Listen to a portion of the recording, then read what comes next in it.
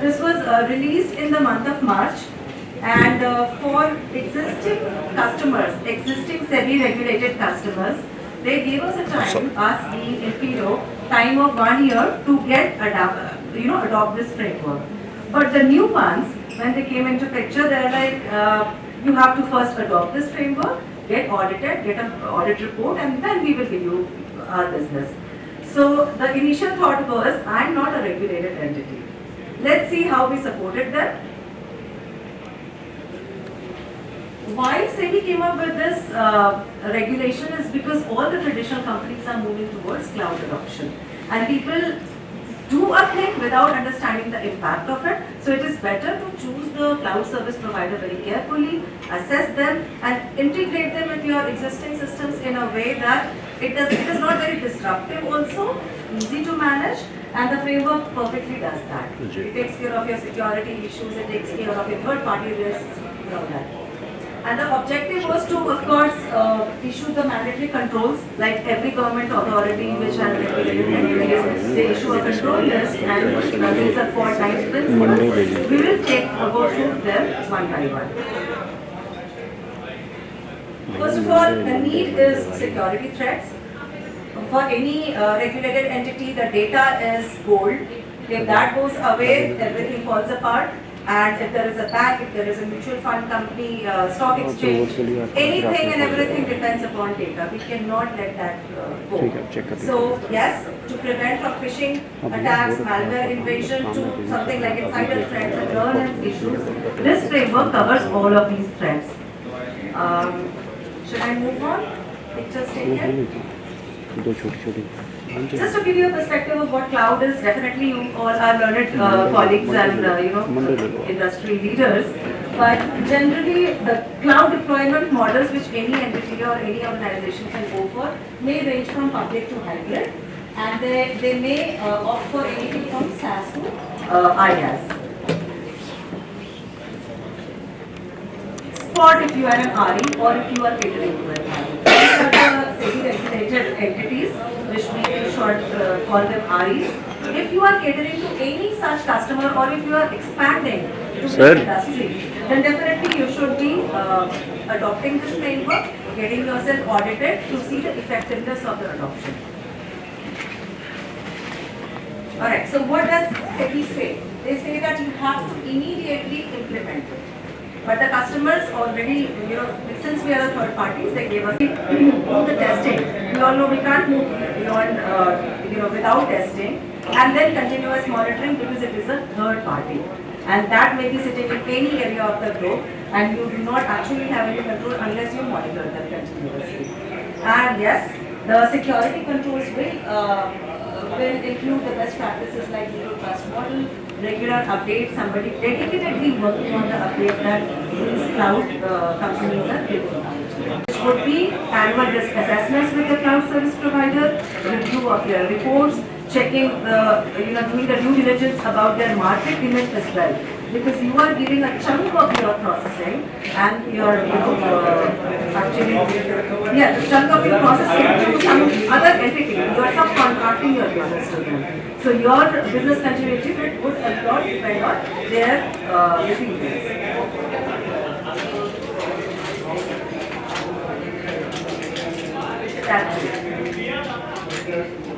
Yes. And if Vikram is here, Vikram's team was the one that audited our company. It was a first time audit for them and it was beautifully done. So we will go through all the principles of how to implement the framework, and then we will discuss the individual case study as well, how we did it. Focus categories, of course, of how to assess and choose a CSP. There are 3-4 major names in the industry. Microsoft is your, or there are so many cloud service providers like AWS. For Indian companies, it is very important to have a service provider which is certain empaneled, MITRE empaneled, because they have the infrastructure which is MITRE validated. Go for security, see what framework they have, which frameworks they have in existing ones, and audits they get done. How is the key managed? Because that's a very important point for SEBI. the regulated entity will have to manage the keys. You cannot leave it on the to the AWS or any Azure service provider. I will discuss this in detail later. How is IAM managed? Logs are managed, the log retention, etc. Data security. Data should be encrypted in all three stages: rest, transit, and use. And then there comes application security. We will go through the principles which will cover all these categories. These are the 9 principles. I would let you read this because we will take this in detail.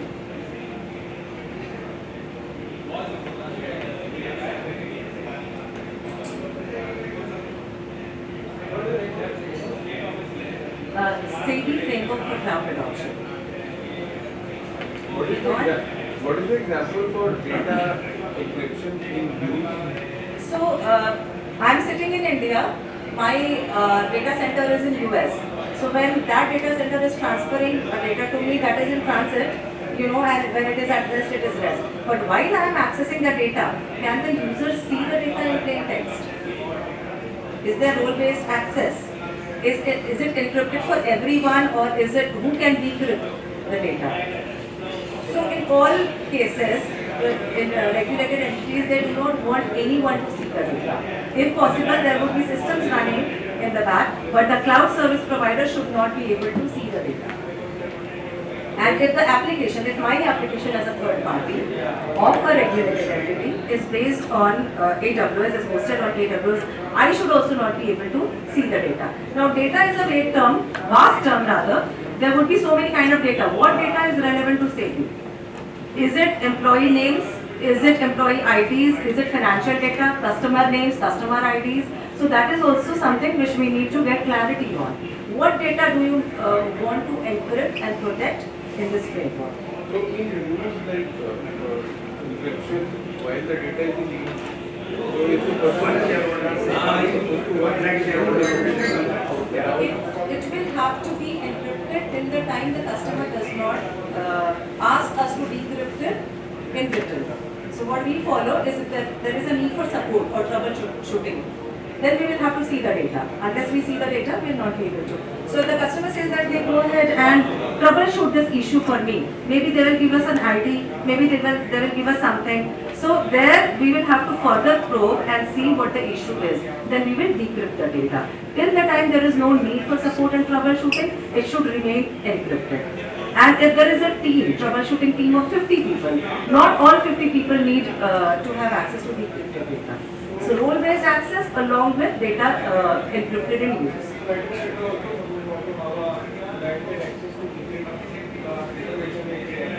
That's where log management also comes into picture, because if you are an admin and without taking written consent you are accessing the data, that is a breach. It also depends on what kind of contract you have with the third party, what kind of data is being shared. If it is non-personal or non-confidential data shared with a cloud service provider, it is fine. But if it is financial data, regulated data, in that case it becomes important for us to encrypt the data in all states.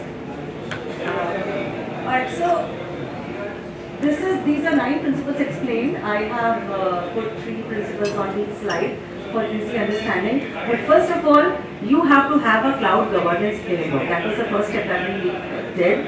Unless we know how a cloud service provider is chosen, what are the selection methodologies, what are the criteria, how are we governing their progress year after year or quarter after quarter, what are they doing in their own technological field. If you are not updated, you would not be able to govern it. So that is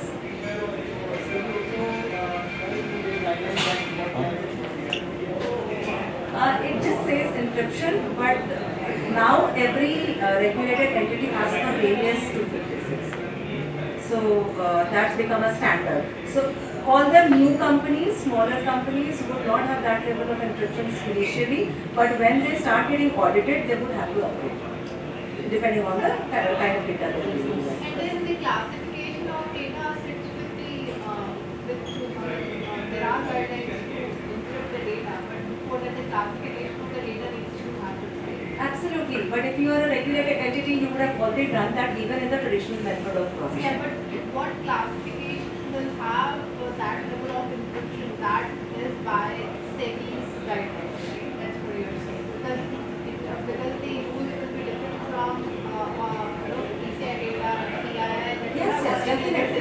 Definitely, definitely. If it is some, if it is internal data or public data, definitely there would not be any encryption. But is that data being shared with the cloud service provider? What processes have you outsourced to cloud? Yeah, so that's what I'm saying. That the classification perspective, suppose there's a business account where the PCI data is involved. But that data anyways will not be shared with the cloud provider, right? Because as we in the so but that is there in included format. So cloud adoption, what is cloud adoption? You used to have your own server, now you are moving it to cloud. Simple, nothing else changes. So classification remains the same, the mitigation and the treatment of that data remains the same, the mitigation of risk around it. Nothing changes. It will still be the same, but what this says about, what this talks about it, what level of encryption does cloud provide to you? What are the layers of encryptions that they have when they host your data? So there are like I think 7 layers or different kind of encryption levels, field level encryption, column level encryption, depending upon the kind of data that you share, it is already categorized in that. Okay. And the point B is very important because if your service provider is sitting somewhere in Albania or anywhere, you would have to gauge the risk of that data center being in that country. You cannot just randomly choose any country. With DPDP coming in and the SEBI and other regulated entities would be closely working with that framework, you have to ensure that your data remains in India. If there are any foreign CSPs, cloud service providers, you have to ensure that the base data, the basic data that you have shared, one copy of it remains in India. And it depends from company to company how they manage that, the backup and all and the regions. There are also virtual regions, but from the perspective of BCP-DR, that becomes very challenging.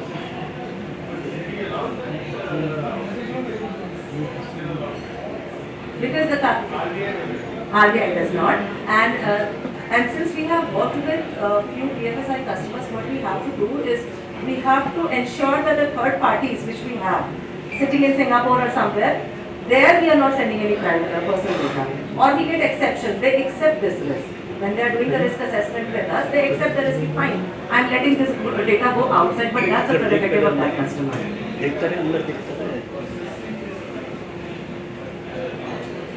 Not for storing. That is definitely no. Even SEBI does not allow that. That's why SEBI does not. Data localization and data sharing, cross-border transfer and data localization. Those would be two things. Yes. So data localization has to be implemented. Cross-border transfer is something that is a risk that you assess and allow.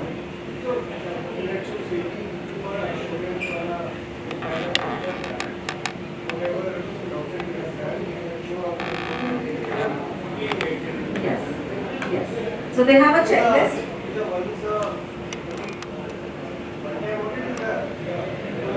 Regular audit. So at least we have decided to get it annually, and it is an exhaustive. It's an exhaustive, very long audit. There are many things which are even ISO 27001 of SOC does not cover. But SEBI audit covers every aspect from risk to business continuity. Everything is covered in that. So we made a lot of changes. We also benefited from this. So selection of CSP nowadays, all the major cloud service providers are ITM panel. They follow each country's rules, each country's regulations. AWS in our case is ITM panel. Their infrastructure is also validated that they meet the standards. Clear agreements with third parties to ensure compliance and security, because CSP, yes, that is important, but what about the agreement that you have? Are the roles and responsibilities and obligations clearly defined? Do you know whom to reach out to if something happens? In simple terms, who is responsible for what? So that has to be defined in the agreement. Full ownership of data with regulated entity, CSP acting only as a fiduciary. You cannot make anyone else data owner. In terms of GDPR, we say data controller. In terms of SEBI, it is data owner. Data controller, data processor, CSP, data fiduciary is data processor here. Visibility into CSP's infrastructure and right to access data at any time. This is something which regulated entities really emphasize on. Right to access data at any time does not mean that in a multi-tenant infrastructure they can access all the data. But the base data that they have given to us, that should be at all time accessible to them and visible to them. Data localized within India, and for investors outside India, original data must be within India. Responsibility of regulated entity, sole accountability lies on regulated entity. You cannot say that I leave this particular section of my responsibility to CSP. Like I was just discussing that some people ride on the back of CSPs and say that AWS is ISO certified. In that case, I am also ISO certified. No, if they have their own controls, that's good. But you have to have your own controls for these third parties.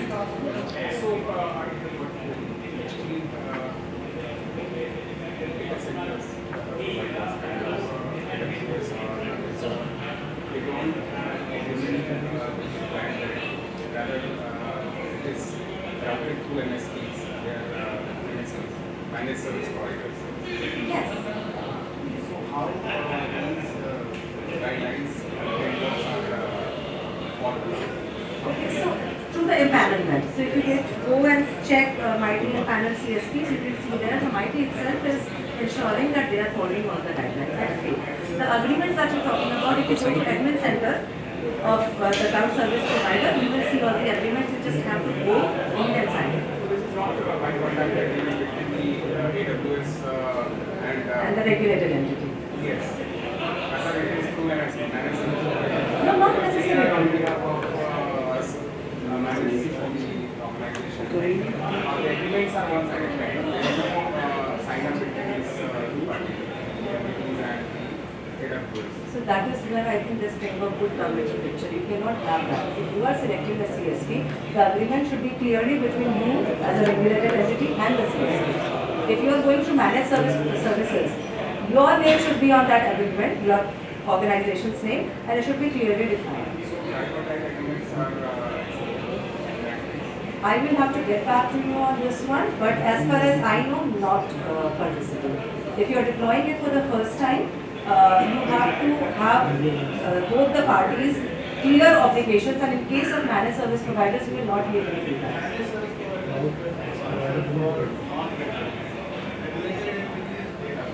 Yes. And the risks are lesser in non-regulated entities, so they can do that. Entities don't manage their AWS or Azure. On behalf of that entities, managed service providers manage their cloud infrastructure. So if there is a direct agreement between the cloud service provider and the entity, and it is being managed by them, so the risk is distributed, and there is no agreement, direct agreement between the MSPs and the CSP. I तो मेरा think agreement है AWS के साथ, मैंने कोई और कर रहा है, सारे रिस्क मैंने डिस्ट्रीब्यूट कर दिए हैं. and also when you are talking about regulated entity, you yourself can go to that website, AWS website, and they have their terms and conditions. You see their terms and conditions, you see their data processing agreement, you check everything, and as if I am not wrong, managed service providers are needed when you have a budget issue or expertise or a team issue, which cannot handle your, in-house. So if you have an in-house team, like regulated entities would always have their in-house team to control the security and all. In that case, there should not be a tripartite agreement. I don't think that would be allowed, but I'll still check on that. I'll check and see. And the due diligence by the regulated entity, unless you are sure about all the appropriate controls that the CSPs are following, you cannot go ahead with the adoption. Before deployment, the due diligence is very important, and it is not only to check the security controls, but how solid is that company. You are transferring the entire infrastructure to a cloud where you will not be able to, again, you will not be able to talk to them. You will not be able to pick up the phone. There are tickets being issued, resolved. There are, some people are hacking some data. There is some other breach. There is so much at stake here. So the proper due diligence of what that company has been doing for the last 5 years. What kind of data breaches have been there? What is the consumer report say? So all of that should include in your due diligence. And vendor screening, personal training, and ability to comply with the regulatory framework. If they are mighty impaneled, this is complementary control, of course. If a CSP is mighty impaneled, we can also leave it at mighty. That mighty has impaneled them, then we are good to go. But of course, you do your own checks. Security controls, standard ones. The last one is something which I would like to draw your attention to. CSP adoption of the BYOE, bring your own key for encryption. RE's adoption of BYOE OE to ensure RE's control over encryption and key management. So CSP should give you an option of bringing your own key. If you are a regulated entity, you will not leave that to the CSP. And just one second, and RE's adoption of BYOE. So you can bring your own encryption. You tell them that, hey, this is what I want to implement. And that should be written in the contract who is responsible for what. So we can use cloud service providers key management service, but owner of the key will be. We will have to be the owner of the key. So while discussing the case study, I'll tell you what issues that we face, what challenges did we face, that we can't really give ownership of the key and not have access to any data ourselves. Or we should be able to decrypt data at some point to be able to support the data services. But that's another topic. Contractual and regulatory obligations, of course, you are a regulated entity, you will have that, and it should be enforceable agreement with the CSP. So I think this clarifies that you cannot have managed services run the business here. You will have to have the direct contracts with CSPs.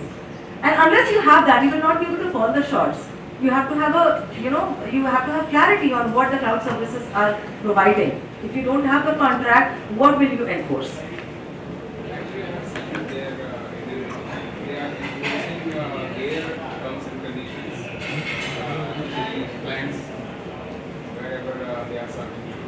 And are these regulated Terms and entities? conditions. We will find that AWS would do this thing. They would enforce their terms and conditions. But you're transferring the risk in that case. You're transferring the risk. It's again a business call.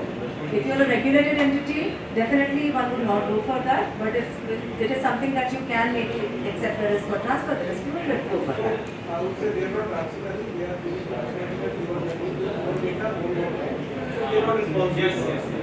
SEBI would not have that. SEBI would not have that. SEBI would, AWS AC is covered for everyone. yes. Whether you want to take their Technically services or not. available, is covered for everyone. Take it or leave it. And they don't have, yeah, you can't really modify anything. You As a can't. regulated entity,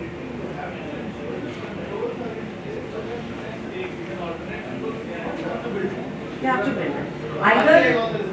Either it comes from AWS and Azure, or you have internal controls. Somewhere the gap has to be fixed. You can't have that breach. Concentration risk management. Sorry, I did not cover BCP, GDPR and cyber resilience. This again is explanatory because if the cloud service provider where you are actually giving all your business to, that you are handling this, you are handling data, if that crashes, what will you do? How would you explain that to your customers? How would you continue your business? How would you build it back? How would you bounce back? So it's very important that when you are checking your cloud service provider's credentials, you check their PCPDR reports and that they are current. At times, simple things like signed last year and no talks about what happened this year, no talks about the drills that have happened, the small little things. When you audit a company, you will see that the DR drills report would not have dates or signatures. So it's very important to see the validity of the certifications, the certificate that you're collecting from your CSP.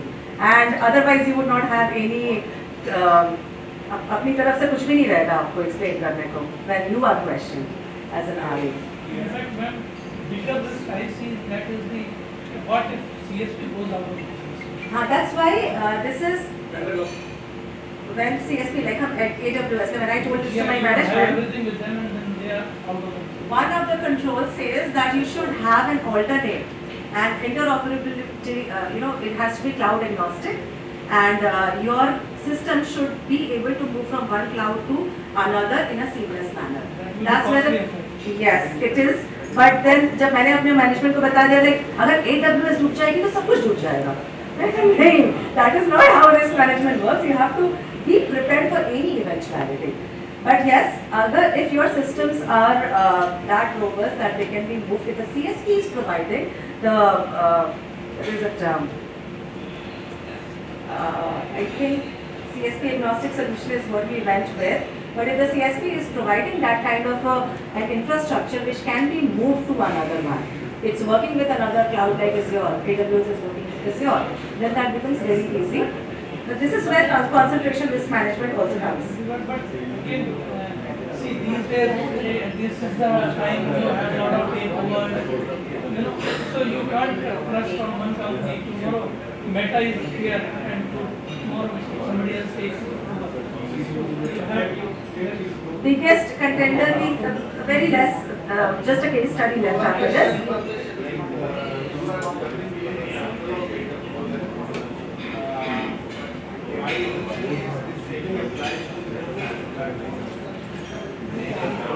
Yes, yes, SEBI will apply if you have, like for us, if I have a SEBI regulated entity as a customer, it will apply to me.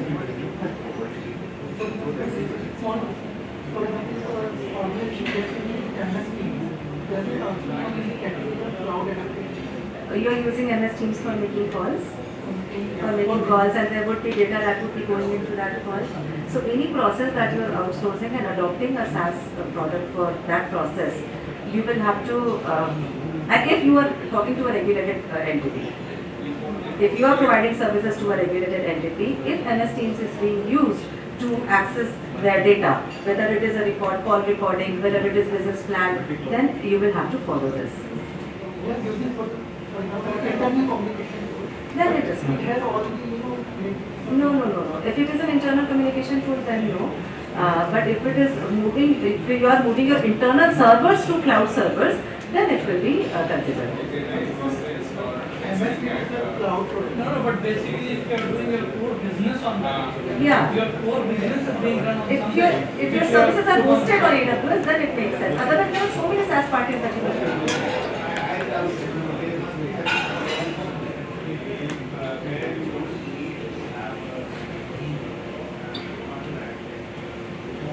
Why I'm talking about is maybe you are talking about SEBI. RBI also came out in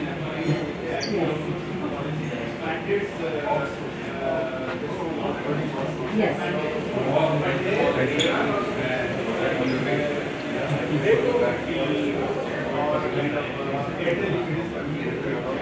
No need to have a kind of exclusive contract. And also there are different kinds of, and these are key to contract. You go online, you click, and but it is up to you to read the contract. You can't just click to contract and be okay with it. Understand your obligations. If they have something which you can't modify, at least if there is a gap, put some controls at your end. So that's the expectation. Concentration risk management is what if the cloud service provider cannot handle the kind of data that you are processing, or there is like more traffic than usual, or if that goes out of business, then what? Then that is why you have to have a cloud ready, any cloud ready CSP agnostic solution implementing measures for data portability and interoperability in exit strategies. These are the things which the CSP must have. You have to, this is the assessment, how you are assessing the deployment CSP, the vendor that you are choosing, right? So you have to see whether they have this option or not. SEBI may set concentration limits on CSP to mitigate risk association, but they are not yet. If something comes up, we will just add to our principles. Timelines and milestones. If you are not a regulated entity, you just read through this. This is, we have already adopted it, but you have time till March 2024. Then takeaways and considerations. Anybody who's taking picture, please do, because Saurabh aa jayenge abhi. Whatever I have discussed so far, all of this is written here. Ownership of data, encryption, data localization. And if you have budget, if you have those kind of clouds that you're going for like AWS and Azure, then most of them have been in business for decades and they know exactly what they are doing. But that cannot be a reason why you would not be vigilant. You will definitely check everything because maybe they are secure and maybe you are not secure. So put some controls on your end before you move to cloud. In Fido's story, basically we are not a regulated entity, but our customers said that, hey, if you want my business, this is something which you have to follow. Now there came the question of whether what is applicable on us. Out of the hundreds of things that controls that they show, what is applicable to us? We first did the applicability test, defined everything, and then we moved ahead. And we agreed to the audit only because it made business sense. A, we will be getting more SEBI regulated entities as our customers. And B, we knew that we are a startup, we are a small company. If SEBI is saying something, it must be saying right. And if we get some extra controls, it is only going to benefit us. Like we're giving 10 days and a few lakhs to the auditor, but why not? So we just went ahead with it. We have a justification of how we are not a regulated entity. But this is how we support them. Unless we support them, there would always be a fear that, hey, there are penalties. Yes. Yeah. We are a SaaS provider to many BFSI and BFC and entities.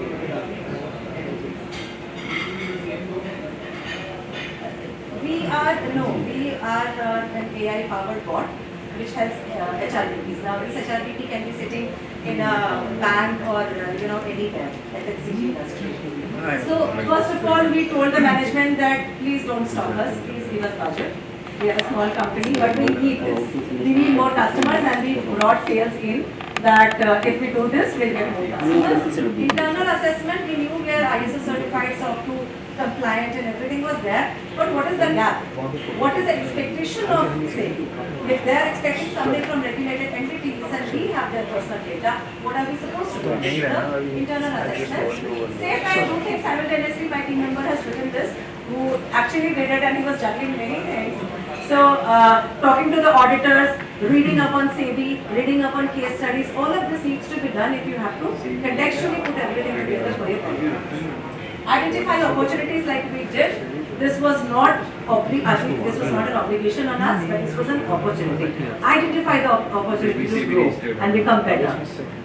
Document everything for future, for anything wherever people may have questions, you must have answers. It is not only for the sake of audit, it is for the sake of internal alignment, so that everyone is on the same page. If I am tomorrow asking that raise the bar from here to there, why would they do it? I should have the justification and the written document for the future to come.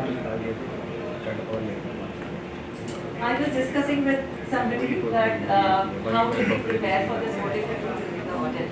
And I used to be an auditor for 6 years. I am an ISO auditor, I have done SOC 2 Type 2 audits, GDPR audits, GDPR implementation. So now I am on the other side of the table. Now companies come in and audit us, so I know exactly what they are looking for, and we don't fear them. We're like, okay, you are here, find faults, bring it on. Bring it on, we will then make our systems better. So work with them, give them evidence with empathy, make them understand that with the resources, with the scale that we are at, if we are a small company, this is the compensatory control we have. Or you put some control in place, you cannot say no to it. They have a duty, you help them perform that. Also with the regulated entities. Be transparent with your auditor. If you don't be transparent, there is absolutely zero value that you are deriving out of an audit. Be transparent, tell them everything, so that they can give you some unbiased kind of productive insight that you can actually make use of. And like I was just telling them, they are not your adversaries. Auditors are not adversaries, they are actually allies, they make you better. Sooner you understand it, better it is, and that has helped me definitely. And at times what happens is they say that hey, हमें यहाँ से screenshot निकाल के दे दो, ये हमारा evidence है. आप screenshot के पीछे मत पड़ो. Understand the control. Unless you have that knowledge कि control चाहता क्या है. What is the concern? Why do you need encryption? Why do you need role-based access? If there is role-based access and encryption, do we still need DLP?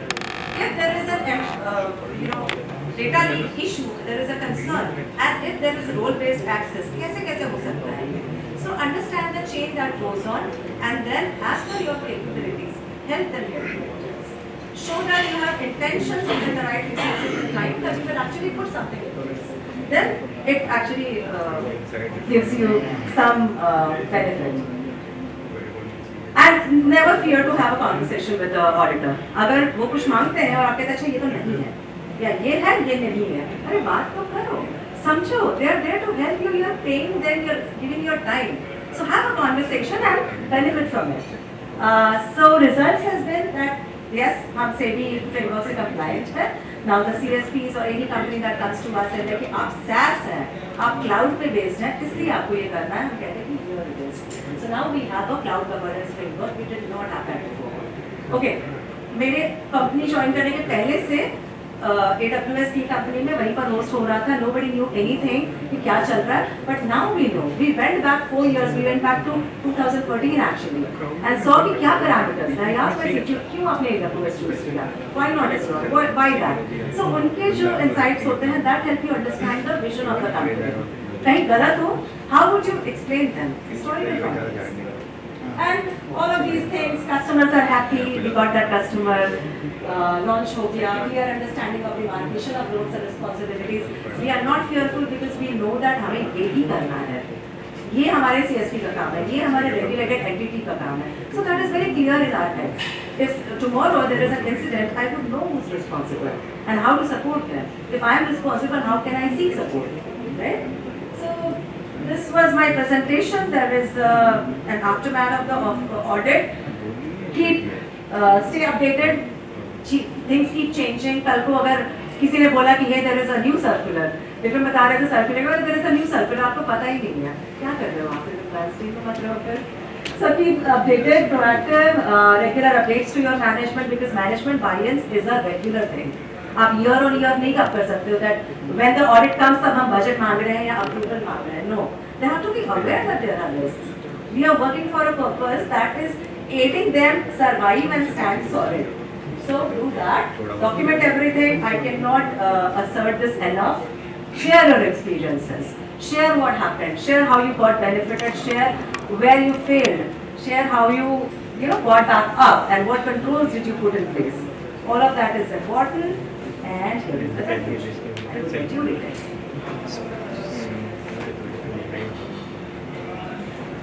And if you plan to expand to the SEBI regulated industry, I am definitely telling you that read this circular. Have somebody who can, maybe if you can read the summary of this circular. Hi Vikram ji, ये audit आपकी team ने किया था हमारा. I told everyone. So we definitely got a real insight into what can be the small little insignificant gaps and how to fill that. And his team did a wonderful work. We have everything detailed, documented, a build on the challenge. That's it. That's it. Now I can take questions if any. और नहीं तो काफी time हो गया 7 बज गए. Excellent session. If you have any questions, or should we take one question or call it a day? Yeah. So okay. So Otherwise, I'm sorry to interrupt, but find me on LinkedIn and shoot questions. It will also make me think. Unless there are questions, I don't think. I think it was a very long day. We started 10 o'clock in the morning, so it's been 9 hours, and I really admire all of you sitting through all this. We'll take a picture of the whole group very soon. In the meantime, I would request GL Manchanda ji. So this is for your this session.